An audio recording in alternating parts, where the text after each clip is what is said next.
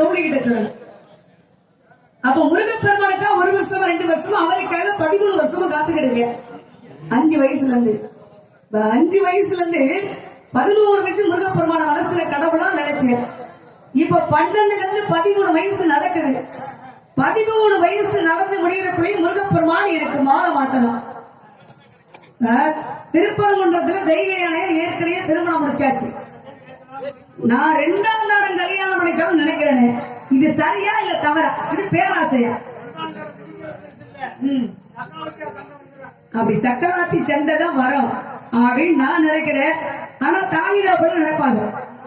அப்ப தாயிதாப்ப என்ன சொல்லுவாங்க, முருகப்பெருமானுக்கு ஏற்கனவே திருமணம் முடிச்சாச்சு, நீ 2ஆம் தாரம் வாக்கப்பட்டு போனீங்கன்னா சக்கராத்தி சண்டை வரும், வேண்டான்னு சொல்லுவாங்க.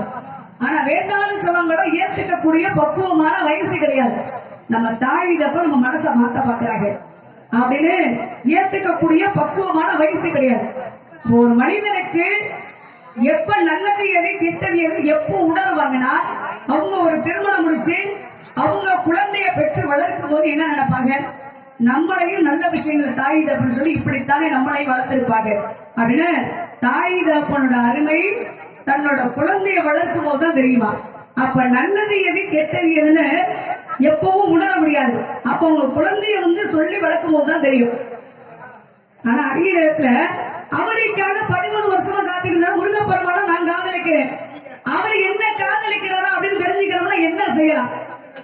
தூதுதான் சொல்லணும். வள்ளி பிள்ளை ரொம்ப ஏங்குது அப்படின்னு குழந்தை பிள்ளைந்து முருகப்பெருமான் கொஞ்சம் கொஞ்சமா இறங்கி வரணும். நாடக சிறப்பு முதல்ல ஒளிபெருக்கி, 2வது பக்கமெல்லாம், 3வது ஒரு நடிகருக்கு முகப்பாக்கும் கண்ணாடியார்னா ரசிக பெருமக்கள் நீங்க தான். நீங்க இல்லாட்டி நாங்க கிடையாது. 4வது நம்ம ஊர்ல இந்த ஊர்ல திருவிழா நடக்குது, இந்த நாடகங்கள் நடக்குது. அப்படியே வெளிநாட்டு நம்ம இளைஞர்கள்லாம் போயிருப்பாங்க. யூடியூப் சேனல் காடைமங்கலத்தை முருகன் அண்ணாவர்களுக்கு நன்றி வணக்கம். இன்னொரு சேனல் அனைத்து யூடியூப் சேனல் அண்ணாவர்களுக்கும் நன்றி வணக்கம் வணக்கம் வணக்கம். இப்ப முருகப்பெருமானுக்காக நான் காத்துக்கிட்டு இருக்கேன். அவருக்காக ஏன் மனசுல ஆசை அப்படின்னு, அவருக்காக ஏன் மனசுல ஆசை தெரியுங்களா? குயிலே கவி குயிலே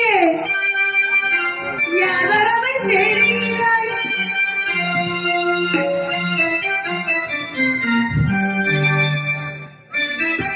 குயிலே கவி குயிலே யாரவை தேடுகிறாய், மனசுக்குள் ஆசை வைத்த மன்னன் வந்தானா, குயிலே கவி குயிலே நரகன் பாடுகிறாய், உறவுக்கு அர்த்தம் சொல்லு வந்தானா, உறவுக்கு அர்த்தம் சொல்லு கண்ணன் வந்தானா, குயிலே கவி குயிலே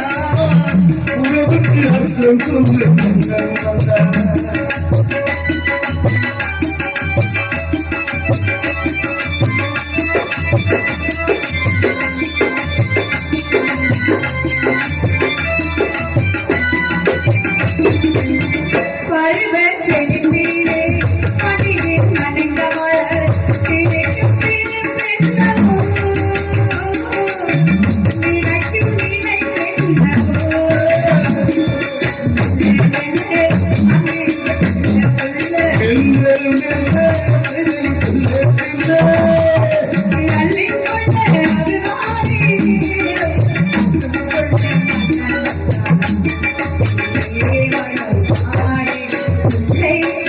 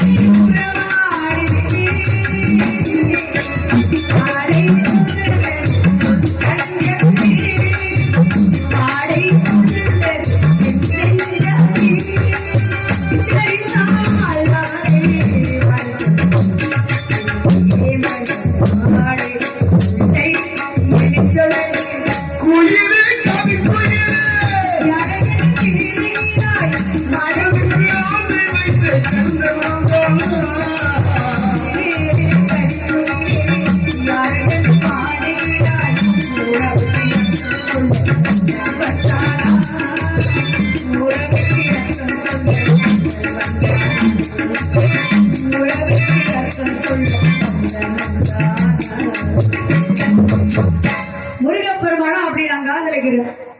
முருகப்பெருமானுக்கு 5 படை வீடு. அப்ப நான் எனக்கு ஒரு ஆசை என்னன்னா, என்னையால ஒரு வீடு உருவாகணும். எல்லாம் நினைக்கிறாங்க முருகனுக்கு 6 படை வீடு தானே, மல்லி என்னடா 5 படை வீடு சொல்றாரு. என்னையால ஒரு வீடு உருவாகணும் பேராசை. இது பேராசையா நல்ல ஆசையா? 5 வயசுல இருந்து நான் காத்துக்கிட்டு இருக்கேன்ல, அப்ப எனக்காக ஒரு வீடு உருவாகணும்ல. 13 வயசு நடந்து முடிக்கிறோம் முருகப்பெருமான் எனக்கு வாழ மாத்தாங்க. இப்ப 13 வயசுல திருமணம் முடிச்ச சட்டம் என்ன சொல்லுது? 21 வயசுக்கு மேலங்க. எல்லா தாய்மார்களும் பெண் குழந்தைய பத்திரமா பாத்துக்கங்க. யாரையும் நம்பி யாரையும் நல்லவங்க யாரையும் நம்பாதீங்க. பெண் குழந்தைய மட்டும் 10 வயசா இருந்தாலும் எந்த பிள்ளையா இருந்தாலும் பத்திரமா பாத்துக்கங்க. யாரு நல்லவங்கன்னு சொல்லாதீங்க. யாரையும் எந்த பெண்ணையும் தனியா விடாதீங்க. தாய்மார்களுக்கு வேண்டுதல். ஏன்னா எல்லாமே கேட்க போனா மனசு கஷ்டமா தான் இருக்கு. ஆனா யாரு நல்லவங்க யாரு கேட்டவங்க பெண்கள் பொம்பளை பிள்ளை மட்டும் தனியா எங்கேயும் விட்டாதீங்க. பாதுகாப்போட எப்போதுமே இருங்க. முருகப்பெருமானுக்காக நான் காத்துக்கிட்டு இருந்தா கூட அவர் எனக்காக காத்துக்கிட்டு இருப்பாரு. முருகப்பெருமானு எனக்காக காத்திருக்க நான் காத்துக்கிட்டு இருந்தா கூட அவருக்காக நான் காத்துக்கிட்டு இருக்கேன். வழி மீது விழி வைத்து காத்துக்கிட்டு இருக்கேன். நான் வந்துட்டு இந்த தோழியும் காணா எங்க அண்ணனையும் காணா. முருகப்பெருமானை நான் கல்யாணம் பண்ணிக்கிறோம்னா ஒவ்வொரு சட்ட சிக்கல் இருக்கு. அந்த காலத்துல திருமணம் எப்படி முடிச்சாங்கன்னா, யாரு இளவட்டக்கல்ல தூக்குறாங்களோ அவங்களுக்கு பெண்ணை கொடுத்து திருமணம் முடிச்சு வச்சாங்க. தாய்மாவரை நீங்க இளவட்டக்கல்ல தூக்கிறீங்களா? என்ன பாக்குறீங்க முடிக்கிறீங்க? இளவட்டக்கல்னா என்னன்னு தெரியலன்றீங்களா? இல்ல அந்த காலத்துல நடந்தது உண்டு. 120 கிலோ இருக்குமா? நான் சொல்றது இளவட்டக்கல்லுங்க. யாரு இளவட்டக்கல்ல தூக்குறாங்களோ அவங்களுக்கு பெண்ணை கொடுத்து திருமணம் முடிச்சு வச்சு கொடுத்தாங்க. ஆனா இந்த காலத்து ஏன் இளவட்டக்கல்ல தூக்க சொன்னாங்கன்னா, நம்ம பெண்ணை வச்சு வாழக்கூடிய ஒரு தைரியம் இருக்கா, ஒரு ஆண் மகனுக்கு வீரம் இருக்கா அப்படின்னு அந்த காலத்துல இளவட்டக்கல்ல தூக்குனாதான் நாங்க பொண்ணு கொடுப்போம். அந்த காலத்துல பெண்ணை கொடுத்து திருமணம் முடிச்சு வச்சாங்க. ஆனா இந்த காலத்துல இளவட்டக்கல்ல தூக்குனாதான் நாங்க பொண்ணு கொடுப்போம்டா. எத்தனை இருக்கு கல்யாணம் நடக்காது. தமிழ்நாட்டு ஆண்மகள் எல்லாருமே எப்போதுமே சாகர வரை வீரமா தான் இருப்பாங்க. 2வது என்ன தெரியுங்களா? ஜல்லிக்கட்டு காளை அடக்கியோட எங்க வீரத்தை தாங்கிப்போம். வீர விளையாட்டு ஜல்லிக்கட்டு காளை அடைக்கிறது. நீங்க காளைய வச்சு அடைக்கிறீங்களா? விட மாட்டார். 2வது ஜல்லிக்கட்டு காளை அடக்கியோட நாங்க வீரத்தை தாய்ப்போம். ஆண்மகன் எப்போதுமே வீரமா. தமிழ்நாட்டு வீரர்கள் சாதாரண வீரர்களா வீர விளையாட்டு கபடி ஜல்லிக்கட்டு காளையோட அடங்குவோம். அவ முருகப்பெருமானை நான் கல்யாணம் பண்ணிக்கணும்னா ஜல்லிக்கட்டு காளையத்தான் அடக்க சொல்லுவோமா, இல்ல இளவட்டக்கல்ல தான் தூக்க சொல்லுவோம்? அவர் தூக்குவாரா? இளவட்டக்கல்ல பயன்படுத்துறீங்க. அந்த காலத்துல இளவட்டக்கல்ல தூக்குனாங்க அப்படின்னா அந்த காலத்து சாப்பாடுகள் வேற. கூடு கூட அப்ப கிடைக்கிறது கஷ்டம். ஆனா கூழு கிடைக்கிறது கொஞ்சமா சாப்பிட்டாலும் கூட அப்ப அந்த காலத்துல இந்த கூழை சாப்பிட்டு 100 வயது வரையும் 120 வயது வரையும் அவங்க இருந்திருக்காங்க. ஆனா அந்த காலத்துல எல்லாமே தண்ணி குளத்துல எடுக்குவாங்க. இந்த குளத்தை சுத்தம் பண்ணி நம்ம குடிச்சாலும் கூட அந்த குளத்துல பூச்சி செத்துருக்கோம். பூச்சி செத்துருக்கும்ல, என்னதான் சுத்தம் பண்ணாங்க. அப்ப அந்த காலத்துல அந்த குளத்து தண்ணியை எடுத்து குடிச்சா கூட 120 வயசு வரையும் இருந்தாங்க, ஆயுள் நீண்ட காலமா. இப்ப எல்லாத்தையும் சுத்தப்படுத்தி தண்ணியை சுத்தப்படுத்தி நம்ம சாப்பிடலாம். சுகர் இல்லாத மனுஷனை யாரையும் பார்க்க முடியாது. அப்ப எல்லாமே சுத்தப்படுத்தி தான் சாப்பிடுறோம், சாப்பாட்டுல இருந்து எல்லாமே. அப்ப எல்லாமே சுத்தப்படுத்தி சாப்பிடுறோம், சாப்பாடே நமக்கு மருந்தா இருக்கு. அதாங்க அப்ப அந்த காலத்து சாப்பாடு வேற. அப்ப அந்த காலத்துல என்ன ஐதீகம் நடந்ததோ அது இந்த காலத்துலயும் நடக்கும். இப்ப ஒரு பெண்கள் திருமணம் முடிச்சப்பறம் புகுந்த வீட்டுக்கு பெருமையா பிறந்த வீட்டுக்கு பெருமையா அப்படின்னா, அந்த காலத்துல பெண்களுக்கு தாலி எப்படி கட்டினாங்கன்னா, முடமுறையான மஞ்சள் கிழங்கை எடுத்து 21 நூலை சுத்தி பெண்களுக்கு தாலியா கட்டினாங்க. ஏன் அந்த முடமுறையான மஞ்சள் கிழங்கை எடுத்து பெண்களுக்கு தாலியா கட்டணும் அப்படின்னா, அந்த மஞ்சளுக்கு மகிமை நிறைய இருக்கு.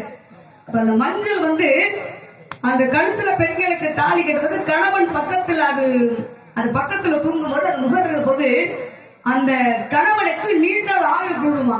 இப்ப மஞ்சளே யாரு போடுறா, மஞ்சளே எங்க இருக்கு, எல்லாம் தூள் பண்ணி வந்துருச்சு. அது அந்த காலத்து ஐதீகம். இப்ப வந்தப்ப பாருங்க, கொரோனா வந்தப்ப கூட மஞ்சள் தண்ணியை தெளிங்க. அப்ப அந்த காலத்து ஐதீகம் வந்துருச்சா?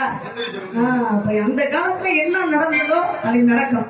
முருகப்பெருமான நாமத்துக்காக எப்படி தெரியுங்களா? மாசிலா உண்மை காதலில் மாறுமோ செல்வம் வந்த போதிலே நினைத்தது யாரோ நீதானே தினம் உன்னை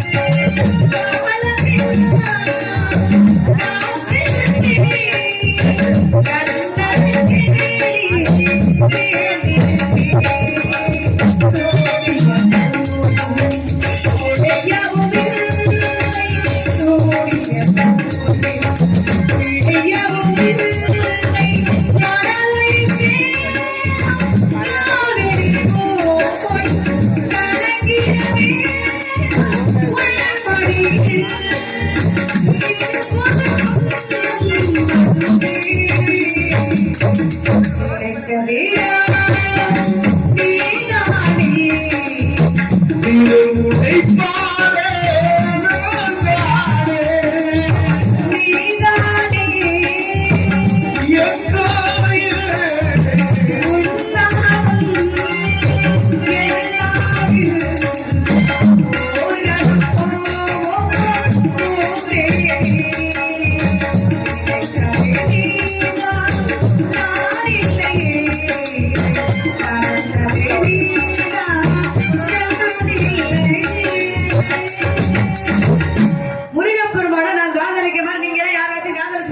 இனிமேதான் ஆரம்பிக்கணும். இனிமேலதான் ஆரம்பிக்கணும்.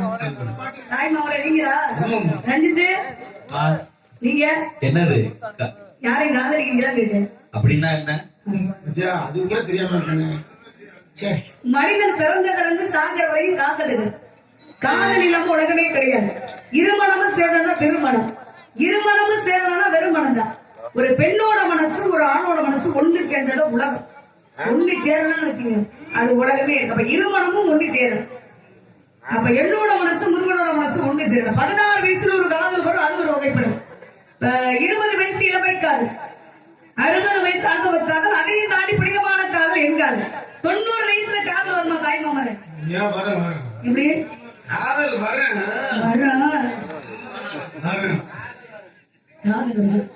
90 வயசுல காதல் வரணும்.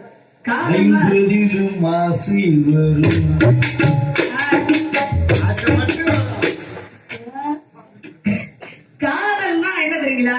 90 வயசு ஆயிடுச்சுன்னா காதல்னா அன்புதான். நமக்கு 90 வயசு ஆயிடுச்சு. இந்த வயசான காலத்துல பேரம்பேத்தி அன்புக்காக காதலுக்காக ஏங்கிட்டு இருப்பாங்க. அது ஒரு காதல் வகைப்படும். அப்ப நான் முருகப்பெருமானா நான் காதலிக்கிற மாதிரி நீங்க யாரையும் காதலிச்சிருக்கேன்னு கேட்டா காதலை பத்தியே தெரியலன்றீங்க. என்னது எங்க அண்ணனை கேள்வி காலமங்கலத்து முருகனங்க விவரமா சொல்வாரு. எங்க அண்ணன் முருகன் என்னோட மனசு முருகப்பெருமான் கல்வெல்லாம் வந்து தேடிக்கிட்டாரு. எப்படி தெரியுங்களா? முருகப்பெருமானுக்கு பாத யாத்திரை போகணும். நீங்க பாத யாத்திரை போனதுண்டா? பாத யாத்திரை அப்ப பாத யாத்திரை இப்ப பாதி யாத்திரை. இப்ப இந்த ஊர்ல நடக்க ஆரம்பிச்சாங்கன்னா அந்த காலத்துல பழனி போற வரை நடந்து போயிட்டு வந்துருவாங்க, திரும்பி வந்துருவாங்க. ஆனா இப்ப உள்ள காலத்துல பழனிக்கு பாத யாத்திரை நடக்கணும்னா 10 கிலோமீட்டரோட நடக்க முடியாது. பாதியில பஸ் ஏறி போயிட வேண்டியதான். அப்ப பாத யாத்திரை இப்ப பாதி யாத்திரை. காவடி எடுத்து போவோம். காவடி எடுப்பது எல்லாத்துக்குமே வழக்கம். இப்ப என்ன மாசம் அப்படின்னா தைப்பூசம். இந்த தைப்பூசத்துக்கு பழனி மலைக்கு முருகப்பெருமானுக்கு காவடி எடுப்பது வழக்கம். ஆனா தை மாசம் ஏன் காவடி எடுக்கணும் அப்படின்னா தை பிறந்தால் வழி பிறக்கும். இப்போ ஒரு பெண்ணே வந்து பாருங்க, புகுந்த வீட்டுக்கு போகும்போது வலது காலை எடுத்து புகுந்த வீட்டுல வரைச்சிருவாங்க. அப்ப விளக்கு ஏற்ற சொல்லுவாங்க. முதல்ல வந்து நிலப்படியில தாண்டும்போது ஒரு படியில நிறைய நெல்லை வச்சு அது ஒரு குச்சியில ஒரு வெத்திலையை சுத்தி அதை உதச்சி தள்ளிட்டு புகுந்த வீட்டுக்குள்ள போவாங்க. இரண்டாவது விளக்கு ஏற்றுவாங்க. அப்ப விளக்கு ஏற்றுறதுக்கு என்னென்ன பயன்படும்? எண்ணெய், திரி, இது 3 விளக்கு ஏற்றுறதுக்கு பயன்படும். அப்ப அந்த பெண்ணாகப்பட்டவள் அந்த மனசுல என்ன நினைப்பாங்க தெரியுங்களா? புகுந்த இடத்துல பிறந்த இடத்துல இருந்து புகுந்த இடத்துக்கு வந்திருக்கேன். அப்ப இந்த குடும்பத்துல நல்லதோ கெட்டதோ எதுவா இருந்தாலும் என்னை குடும்பத்துல நல்லபடியா வச்சு மகாலட்சுமி தாயை என்னை வச்சு காப்பாற்றணும். எப்போதுமே இந்த புகுந்த வீட்டுல எப்போதுமே சீதேவி நிறைஞ்சு இருக்கணும் சொல்லி 2வது விளக்கு ஏற்றுவாங்க. அதுபோல முருகப்பெருமானு என்னோட மனச கல்வெல்லாம் வந்து தெரிவிக்கிட்டாரு. எப்படி தெரியுங்களா? ஏண்டி கள்ளச்சி என்ன தெரியலையா,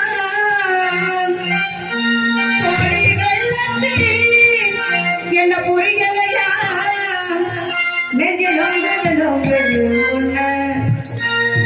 காலண்டு போகுது பின்ன உணவு தமிழ துடிக்கிற கண்ண, நீ வெள்ள கட்டி அடிக்கிற கண்ண, நீ காய்டான பழங்கான சொன்ன